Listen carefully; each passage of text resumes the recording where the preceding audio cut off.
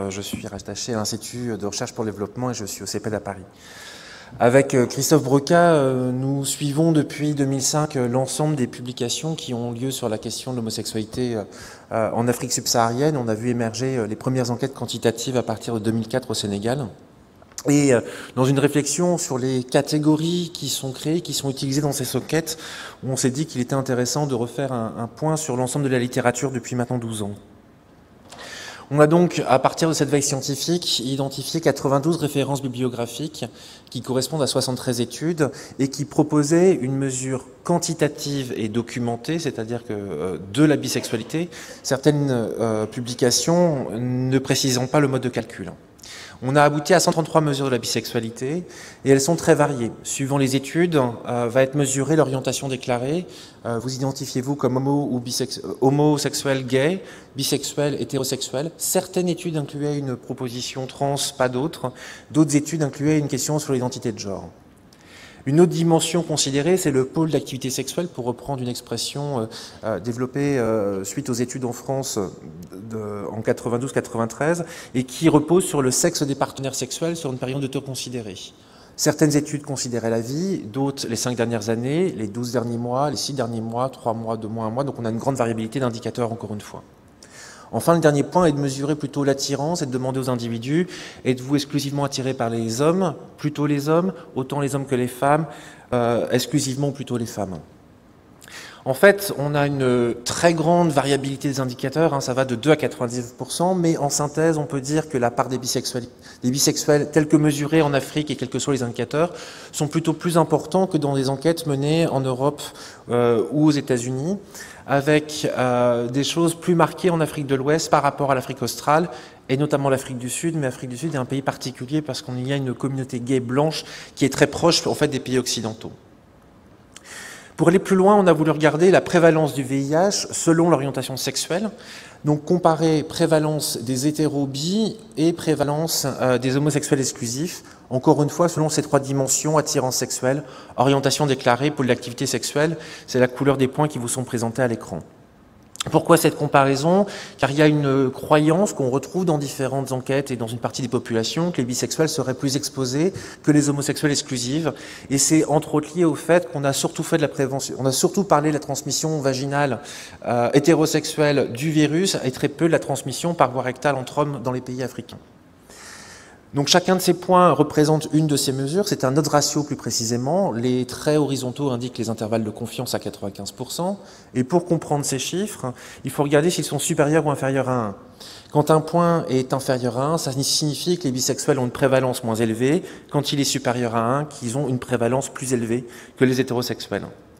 Ce qu'on voit, à part 4 études où on observe l'inverse, c'est que les bisexuels sont quasiment systématiquement moins infectés que les homosexuels exclusifs, alors avec des variations suivant les indicateurs, suivant que les odds ratios soient ajustés ou non. Et on peut mettre ça en regard d'un certain nombre de comportements différents, puisqu'on rapporte dans les mêmes études que les bisexuels ont moins de rapports sexuels en général avec des hommes.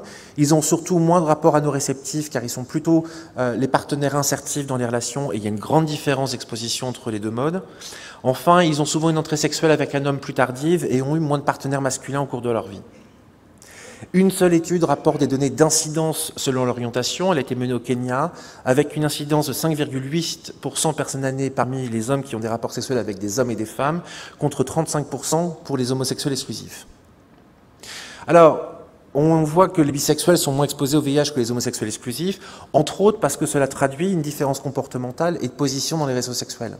Soyons clairs, c'est pas le fait de se définir comme bi ou de se définir comme gay qui vous expose au VIH. En fait, c'est qu'un proxy très indirect de votre position dans les réseaux sexuels. Et là encore, ce ne sont pas des groupes homogènes. Vous avez des personnes qui se définissent comme gays mais qui vont avoir un seul partenaire dans une relation stable, et des personnes qui se définissent comme bi et qui vont avoir plus d'une quarantaine de partenaires par an. En fait, considérer 2 catégories est essentiellement réducteur. Les HSH ne sont pas une catégorie homogène, et là, ce travail de littérature, en fait, pourrait donner cette tendance inverse. Malheureusement, peu de travaux quantitatifs essayent d'avoir des catégorisations beaucoup plus fines des pratiques homobisexuelles qui tiennent compte du continuum de ces pratiques. Les bisexualités sont donc bien multiformes, et surtout, beaucoup de ces études ont tendance à décontextualiser les données. En particulier, lorsqu'on demande les identités aux personnes, on est basé sur le paradigme LGBT qui est occidental, et très peu d'études ont recours aux termes locaux utilisés par les personnes pour se définir dans leur milieu, à part d'ailleurs, d'un point de vue quantitatif, une étude menée à Mombasa qui s'intéresse du coup à ces termes locaux comme King, comme Bacha, et pour l'Afrique de l'Ouest, on pourrait parler de Branché, de Oubi ou d'Uyos, qu'on a plus retrouvé en littérature anthropologique. Quoi qu'il en soit, et indépendamment de l'identité des personnes, on voit que ces groupes ont des expositions qui sont très hétérogènes. Il faut donc développer des approches différenciées. Il y a une pertinence d'avoir des stratégies communautaires qui ciblent les plus exposés et notamment qui mettent à disposition les nouveaux outils de prévention dans des approches de santé sexuelle intégrées et compréhensives. Mais il faut aussi penser à des stratégies complémentaires nécessaires pour ceux qui sont en périphérie des réseaux, y compris via les structures classiques de soins. Et pour cela, il faut que dans l'ensemble des structures classiques de soins, les soignants puissent être formés aux spécificités des populations cibles et notamment des HSH, mais également qu'on mette à disposition d'autres outils comme les autotests VIH qui sont des outils intéressants pour les personnes qui souhaitent plus de confidentialité. Je vous remercie. Merci beaucoup, Joseph, pour cette présentation très intéressante. Y a-t-il des questions dans la salle sur ce gros travail de bibliographie? Ok. À un moment, j'ai pas tout saisi. Peut-être vous disiez la bisexualité est plus représentée, c'est ça, en Afrique de l'Ouest par rapport à d'autres zones, j'ai bien compris? Oui. C'est ça quand on...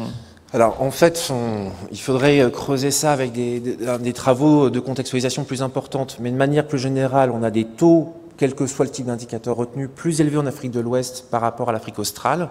L'Afrique de l'Est et l'Afrique centrale étant dans des positions intermédiaires. Une ville, qui est la ville d'Afrique subsaharienne, qui est la seule où il y a moins de 50% de Noirs, où vous avez un milieu gay, une gay pride, mais qui va être surtout une population blanche et colored, qui est très différente finalement des études qui sont menées dans les townships, toujours en Afrique du Sud. On a après des constructions qui sont peut-être, alors peut-être qu'il y aurait quelque chose à creuser entre les mobilisations militantes qui ne se sont pas forcément construites de la même manière dans les pays anglophones ou francophones, avec des entrées plus centrées sur l'identité et les droits, on va dire une entrée droits de l'homme, on va dire dans les pays historiquement anglophones, avec une entrée plutôt par la santé pour les pays francophones. Mais encore une fois, là il faudrait des travaux plus précis, au-delà des seuls chiffres qui apparaissent des enquêtes. Oui, tout à fait. Oui, bien sûr. Non, mais je voulais juste dire que bisexuel ou homosexuel, d'accord, je comprends, mais dans notre contexte africain, être bisexuel, c'est pas forcément être homosexuel. Alors, être bisexuel, ça peut être beaucoup de choses. Est-ce qu'on parle de la bisexualité en termes des pratiques qu'ont les individus, donc de ce pôle d'activité, de l'attirance ou de l'identité? Là encore, sur les identités, c'est très variable, et c'est pour ça qu'il faudrait plutôt parfois se référer à des termes locaux. Vous avez, ce qui avait été très marquant dans des travaux de Catherine Haenel menés au Sénégal, c'est qu'on avait des attitudes très différentes selon que l'on envisageait sa vie sentimentale d'un point de vue du sentiment avec un homme ou avec une femme. Dans les deux cas, on peut trouver des gens qui ont des pratiques bisexuelles, mais on n'est pas forcément dans les mêmes démarches. Okay. C'est super. Merci beaucoup. Je crois qu'on pourra applaudir. Donc on va inviter Clotilde Couder à nous présenter